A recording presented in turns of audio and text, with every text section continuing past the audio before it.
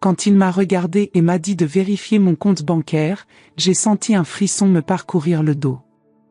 Ce que je ne savais pas, c'est que pendant qu'il souriait avec cette expression triomphante, j'avais un atout caché qui allait tout changer.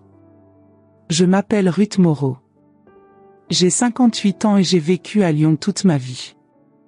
J'ai été mariée pendant 30 ans à Philippe, un homme que j'ai rencontré dans un café près de la place Bellecour lorsque nous étions tous les deux jeunes et pleins de rêves. Il travaillait dans le secteur financier, toujours bien habillé avec ses costumes coûteux et ce parfum que je sentais avant même son entrée dans notre maison de la Croix-Rousse. Notre vie n'était pas un conte de fées, mais elle semblait solide. Nous avons une autre fille, Céline, aujourd'hui âgée de 27 ans et vivant à Paris, et notre appartement avec vue sur le Rhône.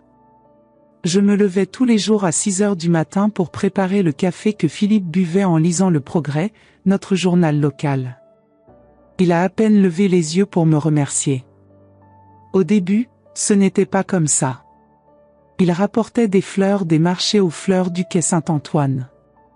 Le dimanche, nous nous promenions dans le parc de la Tête d'Or pour faire des projets d'avenir. Mais les années passèrent, et Philippe devint de plus en plus distant, plus froid. Les absences sont devenues monnaie courante. « Je travaille, Ruth », disait-il en arrivant à la maison à 23 heures, sentant le vin cher et le parfum qui n'était pas le mien. Des dîners d'affaires qui n'ont jamais fini. Des voyages à Paris qui ont duré plus longtemps que nécessaire. Je n'étais pas stupide, mais je me suis convaincue que ce n'était qu'une phase. En France, on dit « la vie n'est pas un long fleuve tranquille ».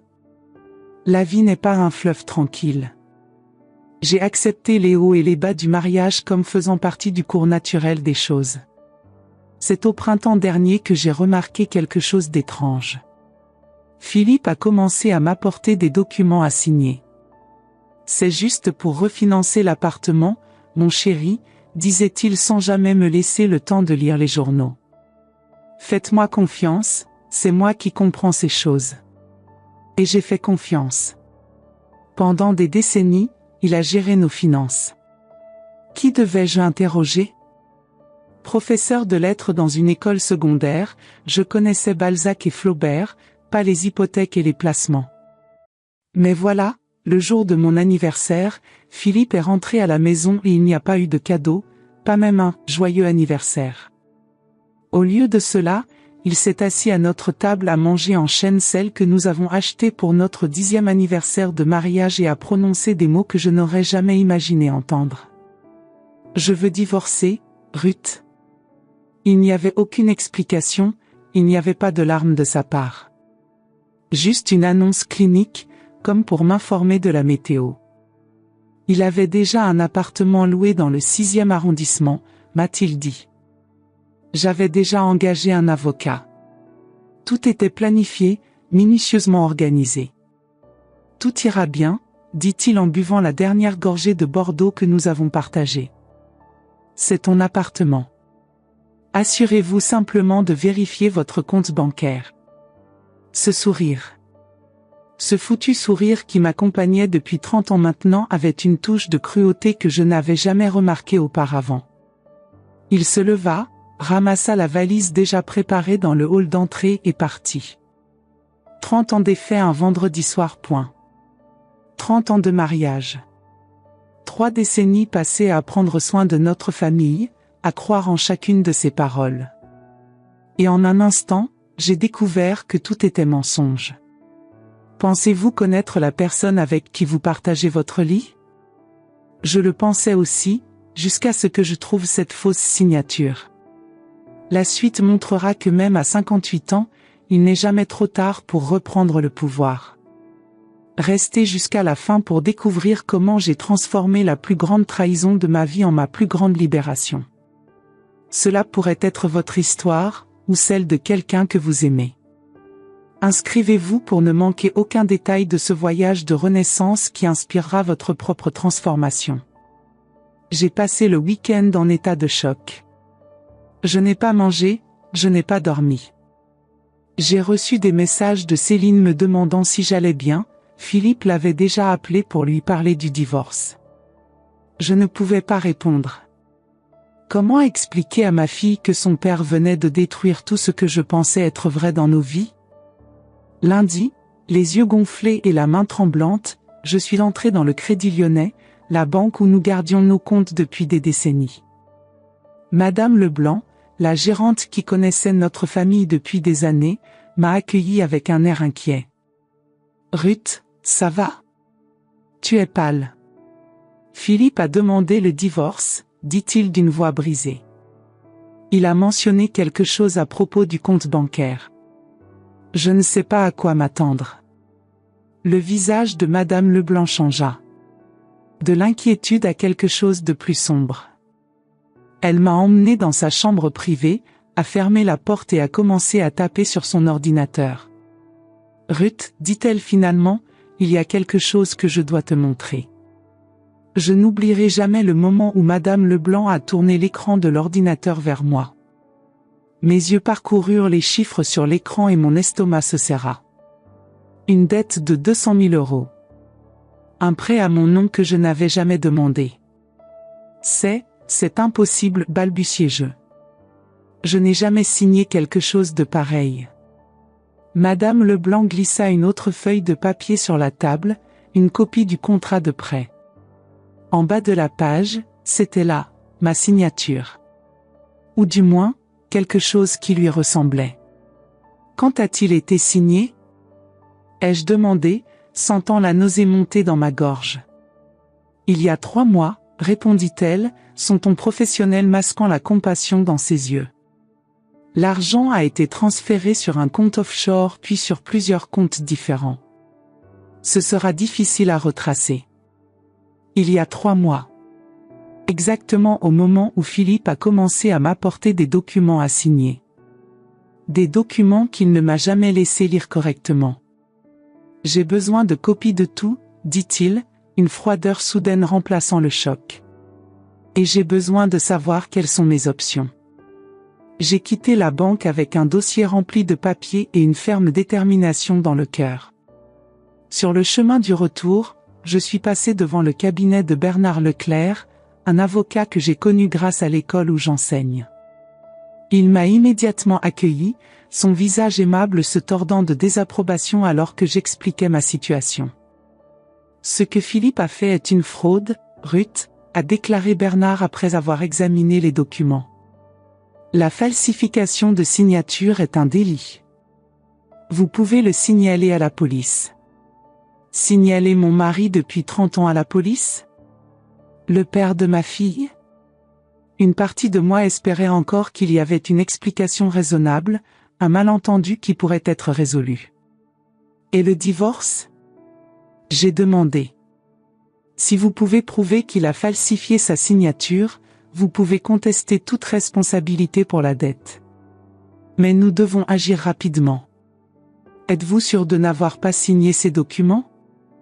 Je secouai la tête. Il m'a fait signer des papiers, mais il a dit qu'il s'agissait de refinancer l'appartement. Il n'a jamais évoqué un prêt de 200 000 €. Bernard hocha la tête, ses yeux scrutant à nouveau les journaux. Il y a quelque chose d'étrange ici. La signature ressemble à la vôtre, mais il y a de petites incohérences. Nous allons avoir besoin d'une analyse graphique.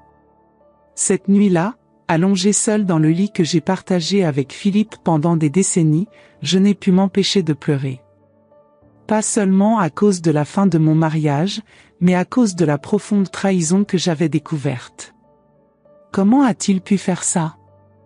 Comment as-tu pu me regarder dans les yeux chaque jour en sachant ce que tu avais fait? Céline a rappelé, et cette fois j'ai répondu.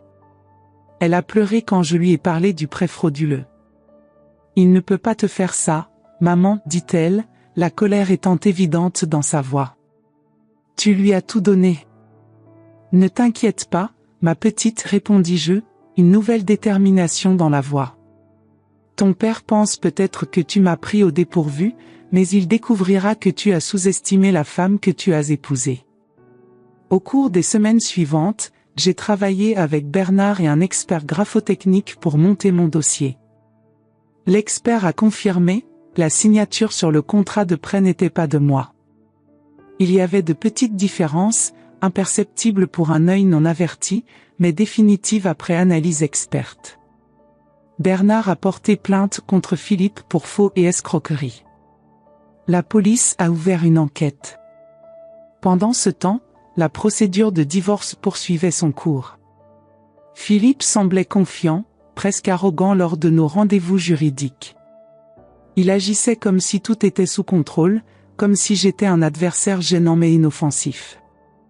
Il ne savait pas que je rassemblais des preuves, renforçant silencieusement mon dossier. Il s'est avéré que l'argent du prêt avait été utilisé pour acheter un appartement de luxe à Cannes, un investissement que Philippe envisageait de garder pour lui après le divorce. J'ai aussi découvert qu'il était en couple avec une femme beaucoup plus jeune, une agente immobilière qui l'a aidé à trouver l'appartement.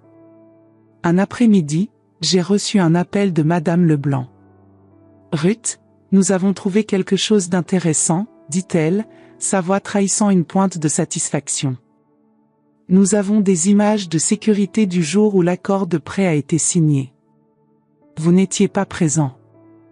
Une autre femme a signé en votre nom. C'est à ce moment-là que toutes les pièces se sont mises en place.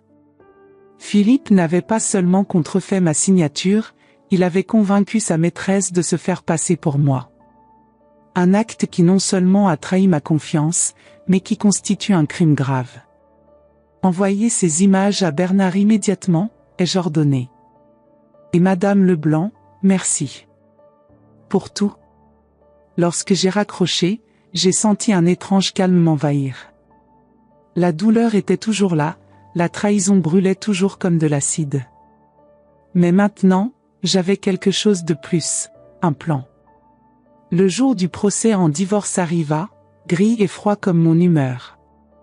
Je me suis habillée avec soin, un costume bleu marine que Philippe a toujours détesté, me disant qu'il me donnait un air sévère. Aujourd'hui, la poupe était exactement ce à quoi je voulais ressembler. Le tribunal des affaires familiales de Lyon était un bâtiment imposant, qui faisait écho aux histoires de milliers de mariages brisés. Je suis entrée avec Bernard à mes côtés, ma serviette pleine de documents à la main. Philippe était déjà là, assis avec son avocat, un homme à l'air arrogant et au costume hors de prix. En nous voyant, Philippe sourit, ce sourire condescendant dont je réalisais maintenant qu'il avait toujours été le signe de son dédain déguisé. Il s'est penché et a murmuré quelque chose à son avocat, qui a ri doucement. « Prêt ? » demanda Bernard. « Plus que jamais, » répondis-je. L'audience a débuté de façon assez classique. Les deux parties ont présenté leur position initiale.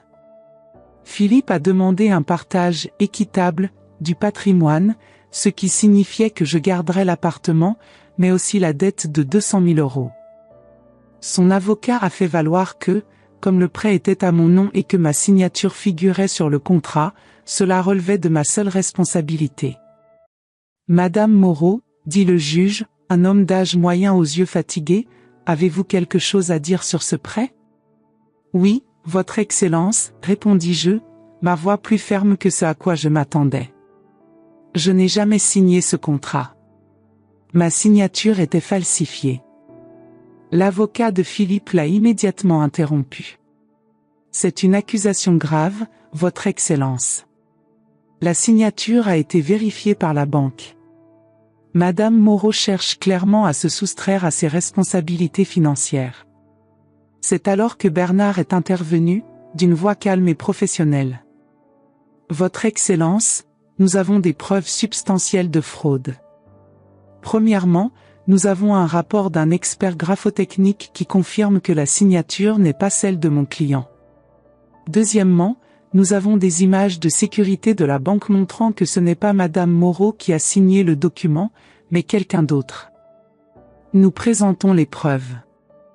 Les images de sécurité montraient clairement une femme blonde, au moins 20 ans plus jeune que moi, signant des papiers tandis que Philippe se tenait à ses côtés. Le visage de Philippe pâlit lorsque les images furent montrées. Son avocat parut soudain moins confiant. Par ailleurs, poursuit Bernard, la police enquête déjà sur Monsieur Moreau pour escroquerie et faux. Nous avons ici une copie de la plainte formelle. Le juge a examiné les documents, son visage exprimant une inquiétude croissante. Il se tourna vers Philippe. « Monsieur Moreau, ce sont des accusations très graves. Qu'avez-vous à dire pour votre défense ?» Philippe regarda son avocat qui lui murmura quelque chose à l'oreille. Lorsqu'il se tourna de nouveau vers le juge, le charme qu'il avait toujours utilisé comme arme avait disparu. « Je n'ai aucun commentaire pour le moment, Votre Excellence. Je dois consulter davantage mon avocat. » Le juge hocha gravement la tête. Cette audience est suspendue.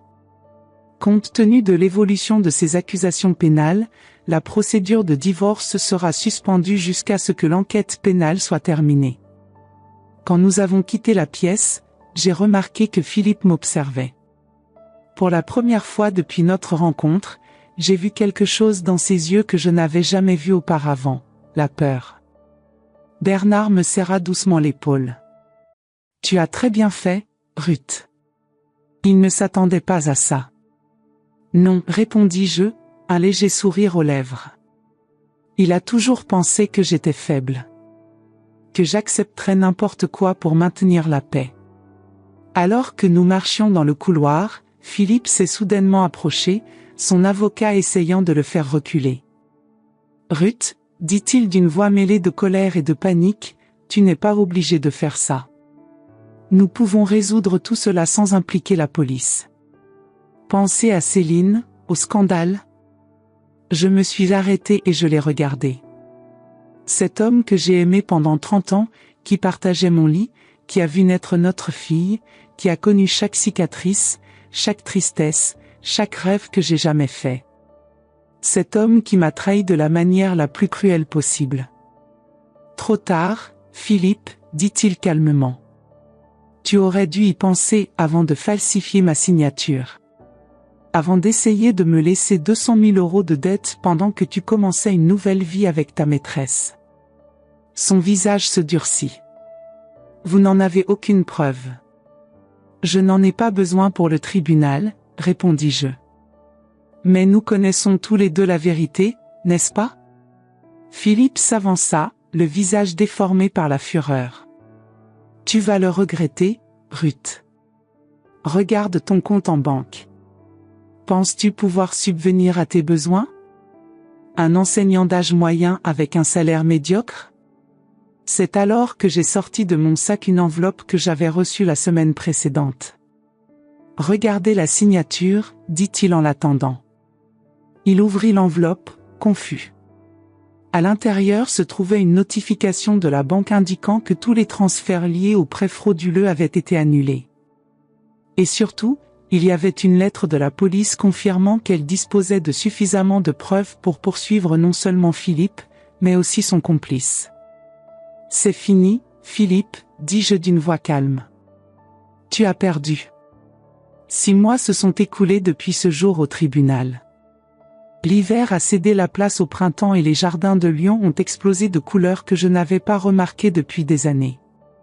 Philippe a été formellement accusé d'escroquerie et de faux. Son amante, Nathalie, a également été accusée de complicité. L'affaire n'a pas encore été jugée, mais les preuves sont accablantes. Notre divorce a été finalisé il y a 3 semaines. Finalement, Philippe a accepté un accord favorable pour moi, probablement dans l'espoir que j'abandonnerais les poursuites pénales. Je ne me suis pas retiré. Certaines trahisons vont au-delà du pardon. L'appartement à Cannes a été vendu et l'argent a servi à rembourser le prêt, qui a été annulé pour fraude avérée. J'ai gardé notre appartement à Lyon, libre de toute dette liée aux actes de Philippe. Aujourd'hui, je suis assis dans un café près de la place des Terreaux, en attendant Céline, qui vient me rendre visite ce week-end. Elle a beaucoup souffert de la révélation sur son père, mais elle m'a soutenu sans réserve. « Maman », j'entends sa voix avant de la voir. Elle me serre fort dans ses bras, son doux parfum me rappelle quand elle était petite et je l'ai bercée pour l'endormir. « Tu es magnifique », dis-je en lui tenant les mains et en regardant son visage radieux. Elle me ressemble à 27 ans, mais a les yeux expressifs de son père. J'essaie de ne pas y penser. Comment vas-tu? Demande-t-elle, l'inquiétude teintant sa voix. Je vais bien, je réponds honnêtement. Mieux que ce à quoi je m'attendais. Et la vérité. Malgré tout, j'ai découvert une force que je ne connaissais pas. J'ai repris l'enseignement après une brève absence.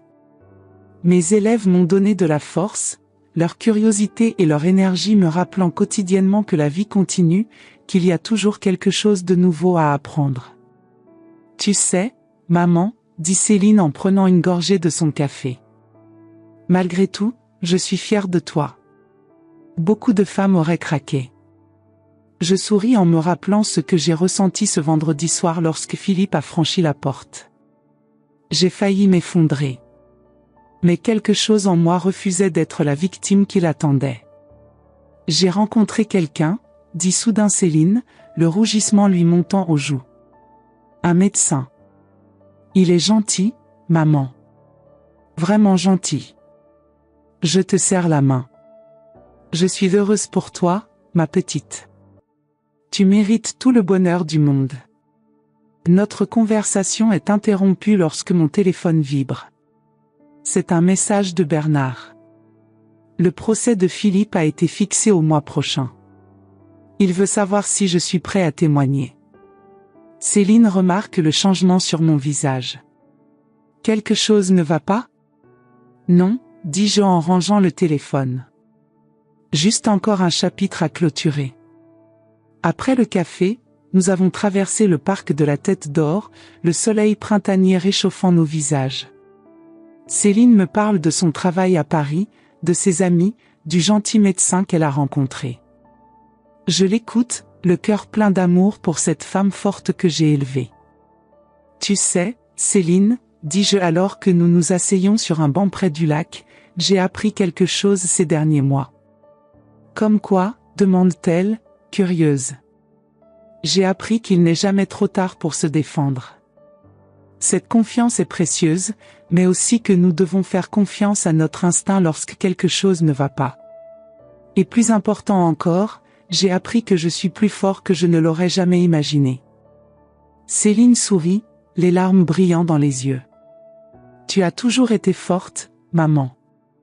Papa était celui qui était faible. Il a dû recourir à la fraude et au mensonge parce qu'il n'avait pas ta force. Je réfléchis à vos paroles. Peut-être qu'elle a raison. Peut-être que la vraie force ne réside pas dans la domination des autres, mais dans le fait de rester intact même face aux vents les plus violents de la vie.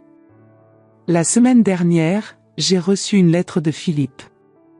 Il m'a demandé pardon, m'a dit qu'il avait perdu la tête, qu'il avait peur de vieillir, de la fin de sa carrière qui approchait. Il a dit qu'il m'aimait toujours, à sa manière. Je n'ai pas répondu. Certaines pages ne doivent pas être revisitées. Au lieu de cela, j'écris un nouveau chapitre. J'ai commencé à donner des cours de littérature pour adultes le mardi soir. Je prévois un voyage en Provence cet été, quelque chose que j'ai toujours voulu faire, mais Philippe n'a jamais été intéressé. J'ai acheté une robe rouge qui me fait me sentir vivante. Alors que nous rentrons à l'appartement, mon téléphone sonne. C'est Madame Leblanc, la directrice de la banque. Ruth, dit-elle d'une voix excitée, j'ai une merveilleuse nouvelle. La banque a décidé que vous devriez être indemnisé pour les souffrances causées par cette situation. Nous vous offrons une petite compensation. Petit n'est pas le mot que j'utiliserai pour décrire la valeur qu'elle mentionne, mais je la remercie simplement poliment. Quand je raccroche, je le dis à Céline, qui me serre fort dans ses bras. Tu vois, maman? L'univers te récompense pour ton courage. Je ne sais pas si je crois en un univers qui récompense ou punit. Mais je crois que lorsque nous choisissons de rester fidèles à nous-mêmes, lorsque nous refusons d'être victimes des circonstances, nous ouvrons des portes dont nous ignorions l'existence. Cette nuit-là, après que Céline se soit endormie, j'ai sorti mon ancien journal. Je n'avais pas écrit dessus depuis des années. J'ai ouvert une page blanche et j'ai commencé. Je m'appelle Ruth Moreau. J'ai 58 ans. Je suis enseignante, mère, ex-femme. J'ai survécu à une trahison qui aurait dû me détruire. Mais elle ne l'a pas fait. Au lieu de cela, elle m'a libérée. Quand il m'a regardé et m'a dit de vérifier mon compte bancaire, il a pensé qu'il avait gagné. Ce qu'il ne savait pas, c'est que, alors qu'il souriait avec cette expression de triomphe, j'avais un atout caché qui changeait tout, ma propre force, qui attendait d'être découverte. Et vous? Avez-vous déjà fait face à une trahison qui a fini par devenir votre libération? Cette histoire de Ruth peut sembler fictive, mais combien d'entre nous ont dû recommencer au moment où nous nous y attendions le moins? Partagez dans les commentaires ce qui a le plus touché votre cœur dans ce voyage de dépassement. Il y a tant d'années vécues, tant d'expériences à échanger, votre histoire peut aussi inspirer ceux qui ont besoin de force pour changer les choses. Abonnez-vous à la chaîne pour plus d'histoires qui prouvent que notre meilleure version peut émerger juste au moment où nous pensons que tout est perdu. Après bref, la vie commence chaque jour, et il n'est jamais trop tard pour réécrire notre propre fin. Rendez-vous dans le prochain chapitre de votre histoire.